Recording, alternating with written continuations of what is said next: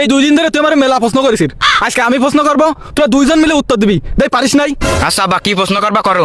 ক পিতার বয়স 35, পুত্রের বয়স 28, তাহলে পিতার মার নাম কি? কেলে চুপ করেছিস কেন? চুপ করেছিস কেন? খুব পারিস বলে? এবার তুই ক নিউ মার্কেটের তো একটা বাস ছেড়েছে, মুনরপুরে এসে 4 জন নেমে গেছে, খাদুরাতে আরো 2 জন উঠেছে, তাহলে ওই ড্রাইভারের বয়স কত? এরকম টাকা দিয়েছিস কে? খুব পারিস বলে? উত্তর দে। এবার তুই ক একটা মেয়ের 35 বছর বয়সে বিয়ে হয়েছে, 36 বছর বয়সে তার স্বামী মারা গেছে, এখন ওই মেয়ের বাড়ি একটা লোক কাজ করতো, ওর নাম কি? ক টাকায় রয়েছিস খেলে আমারে প্রশ্ন করা, তাই না? এ তুই আবার ক মঙ্গল গ্রহতে যদি চাঁদে যেতে 1 ঘন্টা সময় লাগে, তাহলে আমি তোর এরপরে কি প্রশ্ন করবো? টাকায় থাকিস কেন তোরা উত্তর না দিয়ে? তোরা বলে খুব পারিস। এ তুই ক কি কব? কি কব মানে? আমি কি কব সেটাই তো তুই জানিস না, তাহলে তুই উত্তর দিবি কে রে? তুই ক। না তাহলে তো আবাল তাবাল প্রশ্ন করতেছে, না পারলে সেই মারা মারতেছে, এবার উত্তর দিতেই হবে। কি প্রশ্ন?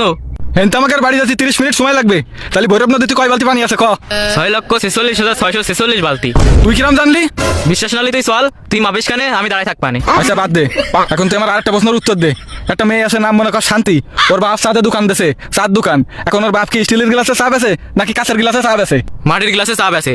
চাঁদে মাটির গ্লাস কোনে ফেলে? চাঁদে চার দোকান কি তোর বাপ দেছে? না তো, শান্তির বাপ দেছে।